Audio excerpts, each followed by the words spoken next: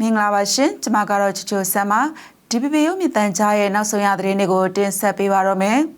ကရင်ပြည်နယ်မန္တလေးဘလော့ KNU ဌာနချုပ်ဟောင်းနေရအနီးစစ်ကောင်စီတပ်ကရက်130တိုက်လေယာဉ်နဲ့လာရောက်ပုံကျဲပြီးနောက်ထိုင်းလေတပ်က F16 တိုက်လေယာဉ်2စင်းဟာမလ24ရက်ဒီမနက်7:58မိနစ်ကမြန်မာထိုင်းနယ်စပ်မှာကင်းလှည့်ပြန်တန်းသွားပါတယ်စစ်ကောင်စီကနေပြည်တော်မှာဟန်ပြငင်းကျဲရေးဆွေးနွေးပွဲကျင်းပနေချိန်တိုက်လေယာဉ်တွေနဲ့နိုင်ငံအနှံ့လေကြောင်းတိုက်ခိုက်မှုတွေလိုက်လုပ်နေပြီးကရင်ပြည်နယ်ဖအံမြို့နယ်မှာလည်း KNU ဗဟိုဌာနချုပ်အဟောင်းနေရာအနီးကမားရွာထဲရှိပြည်သူတွေရဲ့နေအိမ်တွေကိုဘုံဒီလေးလုံးကျဲချသွားတာပါပုံကျဲတဲ့နေရာဟာမြန်မာထိုင်းနယ်စပ်နဲ့ဂိုက်90လောက်သာဝေးကွာပေမဲ့ထိုင်းနိုင်ငံဘက်ကတော့ကြီးစားတွေထိမှန်ကြားရောက်တာတော့မရှိခဲ့ပါဘူးဒါပေမဲ့မြန်မာတိုက်လေယာဉ်တွေထိုင်းနယ်မြေထဲကျူးကျော်ဝင်မလာစေဖို့ထိုင်းလေတပ်က F16 တိုက်လေယာဉ်တွေနဲ့တပ်ခရိုင်နဲ့မဲဟောင်ဆောင်ခရိုင်အတွင်းကင်းလှည့်သွားခဲ့တာပါရှင်ရန်ကုန်မှာမလ24ရက်ဒီကနေ့ကစလို့လျှက်စစ်မီ4နာရီပေးပြီး8နာရီပြန်ဖြတ်မယ်လို့မြို့နယ်လျှက်စစ်ရုံတွေကကြေညာပါတယ်။လက်ရှိမှာတော့အရှိပိုင်းခရိုင်မှာပါဝင်တဲ့တာမွေဗိုလ်တထောင်တင်ငန်းကျွန်းရန်ကင်းရွှေပောက်ကန်နဲ့အရှိတကုံမြို့နယ်လျှက်စစ်ရုံတွေကထုတ်ပြန်ထားကြတာဖြစ်ပြီးခရိုင်အလုံးမှာဖြတ်တောက်မလားဆိုတာကတော့မသိရသေးပါဘူး။အုပ်စု3စုခွဲပြီးမိပေးမှဖြစ်တာကြောင့်မနက်9နာရီကနေနေ့လယ်10နာရီအထိအုပ်စုကိုပေးနေချိန်မှာကျန်အုပ်စု2ခုကိုမိဖြတ်ထားမှဖြစ်ပြီးအုပ်စုတစ်ခုစီဟာ4နာရီမိရပြီးရင်8နာရီဖြတ်ခံရမှာဖြစ်ပါတယ်စစ်ကောင်စီဩဇာခံလျှက်စစ်စွမ်းအားဝန်ကြီးဌာနရဲ့ထုတ်ပြန်ချက်အရမလ23ရက်ကလျှက်စစ်တပ်အားစုစုပေါင်း48,112.3 မဂါဝပ်နာရီထုတ်လုပ်ခဲ့တာကြောင့်ပြီးခဲ့တဲ့ရက်ပိုင်းတွေထက်တိတိတသားနေလာတာကိုတွေ့ရပါတယ်။ဒါဟာတနအီမှာ2,000မဂါဝပ်ထုတ်လုပ်နိုင်တာဖြစ်ပြီးတနိုင်ငံလုံးလိုအပ်ချက်က4,000မဂါဝပ်ဖြစ်လို့လိုအပ်ချက်ရဲ့တဝက်ကိုပဲထုတ်လုပ်နိုင်တာဖြစ်ပါတယ်ရှင်။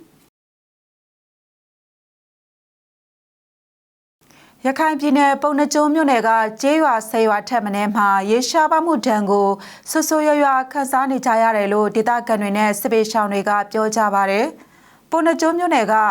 အောင်ဖြူပြင်ကျေးရွာအပါဝင်ကျေးရွာ12ရွာကဒေသခံတွေဟာရေရှားပါမှုဒဏ်ကိုဆိုးရွားစွာခန်းစားနေကြရတာဖြစ်ပြီးလက်ရှိမှာအိမ်နောက်စုအလိုက်ရေခွဲတန်းနဲ့သာသုံးစွဲနေကြရတယ်လို့ဆိုပါတယ်။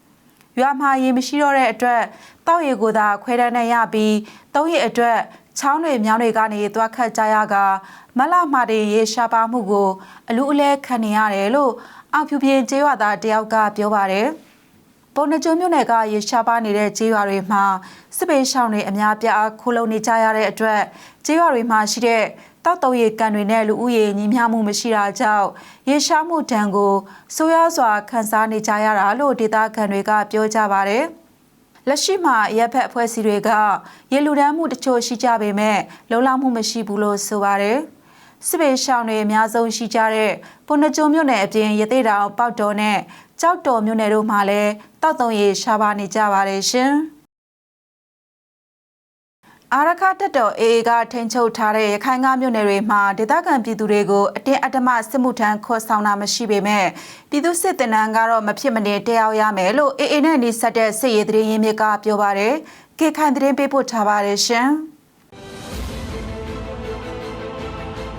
AA ထိန်းချုပ်ထားတဲ့ရခိုင်ကမြို့နယ်တွေမှာဒေသခံပြည်သူတွေကိုမိမိကိုယ်ကိုကာကွယ်ဖို့နဲ့မိမိရဲရော်လုံခြုံရေးအတွက်ဆိုပြီးအခုလိုပြည်သူစစ်တင်တဲ့ပေးနေတာပါလို့ AA နဲ့နှိစက်တဲ့စစ်ရေးသတင်းရင်းမြစ်ကပြောပါတယ်။တအိမ်ထောင်မှာလူတစ်ယောက်နှုန်းနဲ့အမျိုးသမီးအသက်18နှစ်ကနေ35နှစ်အတွင်းအမျိုးသားအသက်18နှစ်ကနေ45နှစ်အထိကိုအာရခတက်တော် AA က45ရက်တာစစ်တင်တဲ့ပေးနေတာဖြစ်ပါတယ်။ရခိုင်ပြည်မောက်တော်မြို့နယ်မှာအကြမ်းဖက်လက်နက်ကိုင်အဖွဲ့ရဲ့အန္တရာယ်ရှိနေတာကြောင့်ဒေသခံပြည်သူတွေအနေနဲ့စစ်တင်တဲ့ကိုမဖြစ်မနေတက်ရောက်တင်တယ်လို့ဆိုပါတယ်။လက်ရှိမှာတော့ AA အနေနဲ့စစ်တင်တဲ့တက်ရောက်ဖို့အတင်းအကျပ်ခေါ်ယူတာတွေမရှိတော့ဘူးလို့ AA နဲ့နှိစက်တဲ့စီးရဲတရေရင်းမြစ်ကပြောပါတယ်။မိသားစုကိုလုံခြုံနေတဲ့လူတွေဆိုရင်တော့ချက်နေနေတော့စဉ်းစားပေးတာတွေတော့ရှိတာပေါ့အစဉ်ပြေတဲ့အချိန်ပြန်တက်ပေါ်လိုမျိုးအတင်းတော့တိတ်မလုပ်တော့ပါဘူးအရင်တစ်ခေါက်တော့အတင်းလုပ်သလိုမျိုးတွေဖြစ်သွားတဲ့အတွက် line တွေဟိုသတင်းဌာနတွေမှာတက်လာတယ်အဲဒါကြောင့်အခုတော့အဲ့လိုတော့တင်းတင်းကြပ်ကြပ်လုပ်တာတော့မတွေ့ဘူးမတက်လို့တော့မရဘူးမိသားစု3-4ယောက်ရှိတယ်ဟိုတယောက်မှမတက်ဘူးမဝင် ဝင်ရှင်မှုဆိုလို့ရှိရင်တော့မရဘူးအဲ့ဒီလူတွေကတော့ဝင်ရမှာပဲဒီနေရာမှာတခြားအကြမ်းဖက်အဖွဲ့တွေရှိတယ်လေဟိုဘက်ကအာဆာတို့ ARS တို့ RS တို့အဲ့ဒီသူတို့ရဲ့အစံကိုကာကွယ်ဖို့တဲ့လူငယ်တွေအများကြီးလူတွေအဲ့ဒါကြောင့်မဖြစ်မနေကိုဒီအမျိုးသားရေးစိတ်ထဲနဲ့ဝင်ရမှာတော့အခုစစ်တဲ့လူတွေက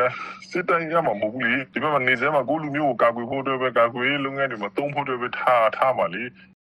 ပြီးခဲ့တဲ့ဖေဖော်ဝါရီလမှာတော့အေထိန်းချုပ်ရာရခိုင်ပြည်မောက်တော်မြို့နယ်ခုံတိုင်းကျေးရွာမှာမရိုလူမျိုးအမျိုးသမီး2ယောက်နဲ့အမျိုးသား15ယောက်ကို